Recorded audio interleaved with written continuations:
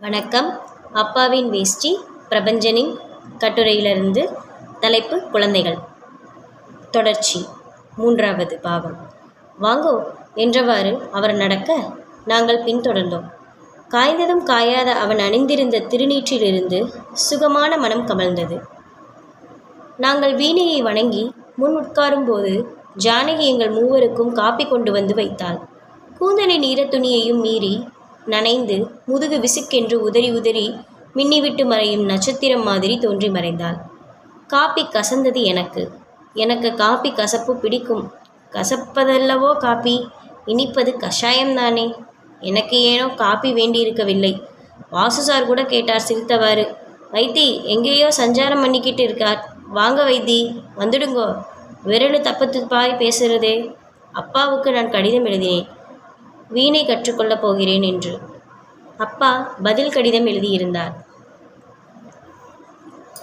உன்னை தஞ்சாவூருக்கு படிக்கத்தான் அனுப்பினேனே தவிர வீணை கற்றுக்கொள்ள அல்ல. குலத்தில் இல்லாத வழக்கமெல்லாம் உனக்கு வேண்டாம். செடியிலோ மரத்திலோ பணம் காய்த்து தொங்குவதில்லை. விதை போட்டு நெல் விளைகிறது என்றால் நினைக்கிறாய்? இல்லை, நெற்றி வியர்வை முற்றி நெல்லாகிறது. பூனை மயிரை பிடுங்கி எவனும் புகழ் பெறுவது இல்லை. பிச்சு விரலில் ஒரு மோதிரம் இருந்தது, என்னிடம் ஒரு வாட்ச் இருந்தது.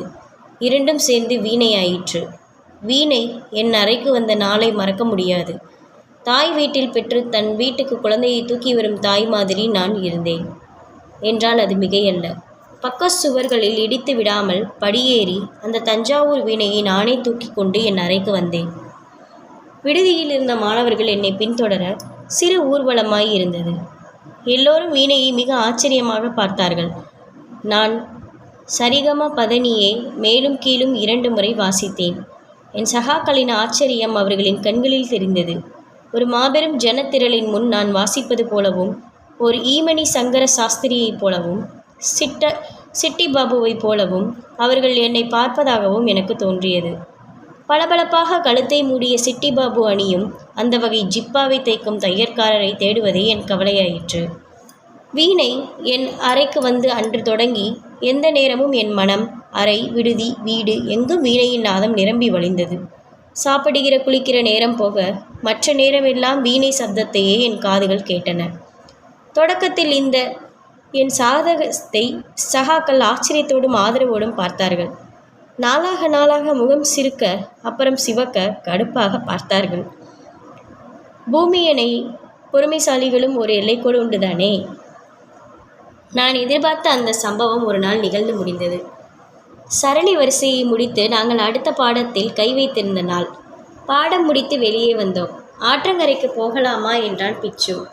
மன மகிழ்ச்சியோடு இருக்கையில் அதை கொண்டாட உகந்த இடம் ஆற்றங்கரை. போனோம். பிச்சுவின் நோக்கம் வேறாய் இருந்ததை நான் அறியேன். பிள்ளையார் மேடையில் நாங்கள் உட்கார்ந்திருந்தபோது ஜானகி குளித்து தகதகவென்று விளக்கிய பித்தளை குடத்தோடு நீரும் திரும்பிக் கொண்டிருந்தாள்.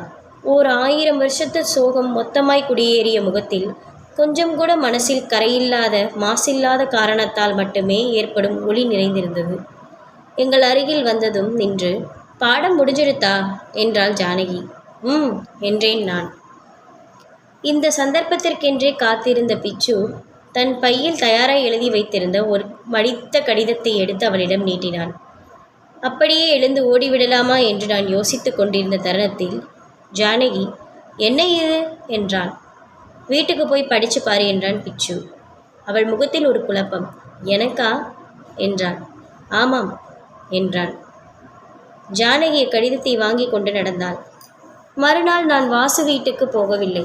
அந்த நிகழ்ச்சிக்கு பிறகு நான் என்றுமே போகவில்லை. உனக்கும் இதற்கும் என்னடா சம்பந்தம் என்றான் பிச்சு. இருக்கலாம். எனக்கு மனம் ஒப்பவில்லை. நடந்ததை பிச்சு சொல்லி நான் தெரிந்து கொண்டேன். கடிதத்தை வாங்கி போன ஜானகி அப்பாவிடம் கொடுத்தாள்.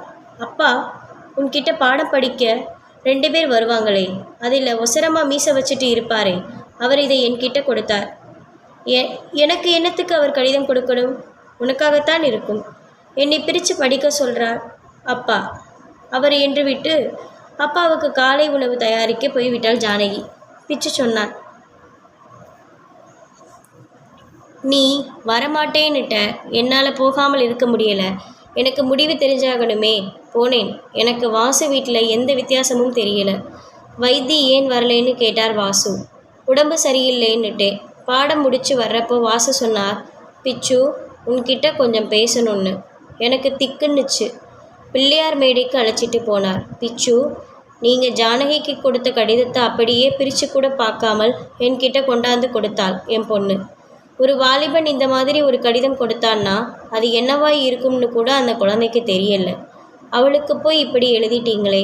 சே, இதை தப்புன்னு சொல்ல மாட்டேன். எந்த புருஷனுக்கும் ஒரு பெண்ணை பார்த்து இந்த மாதிரி கேட்குற உரிமை உண்டு. அதை அந்த படிக்கு நீங்களும் கேட்டுட்டீங்க. ஆனால் இதையெல்லாம் புரிஞ்சுக்கிற பக்குவத்தில் அந்த குழந்தை இல்லையே. பிச்சு நாம் என்ன பண்ணட்டும்? தடியால் அடித்து கனிய வைக்கிற சங்கதியா இதெல்லாம்? தானாக பூக்கணும், தானாக அரும்பணும். நான் உங்களை பற்றி ஒன்றும் நினச்சிடலை. நீங்கள் தொடர்ந்து வந்துட்டுருக்கணும். அப்புறம் சாப்பிட்றச்ச ஜானகி கேட்டால், என்னப்பா அது கடிதம் என்னட்டு. நான் என்னத்தை சொல்லட்டும்? ஒரு வித்துவான் எனக்கு எழுதிய கடிதம்னுட்டேன். சரிதானே? நீங்கள் ஒன்றும் தப்பாக நினச்சிக்கப்படாது. என்ன சொல்கிறாப்புல? நாளைக்கு வரணும், கண்டிப்பாக வரணும். நீ என்னடா சொன்ன? சார், காலில் போட்டிருக்கீங்களே அதை எடுத்து 2 அடி அடிச்சிருக்கணும் நீங்கள் அப்படின்னு. எனக்கு சட்டென்று பாரம் இறங்கியது. மனம் நிம்மதியாயிற்று. பிச்சு சொன்னான், தெரியாமல் ஒரு தப்பு பண்ணிட்டேன்டா. அந்த மனுஷன் முன்னால் நிற்கவே கூசுது. நீ என்னடான்னா வீணையே வேண்டான்னுட்டியே. ஏன்? சங்கீதம் பெருசுதான். அதை விட மனுஷன் ரொம்ப பெரியவனாக இருக்கானே, அதனால தான். நன்றி.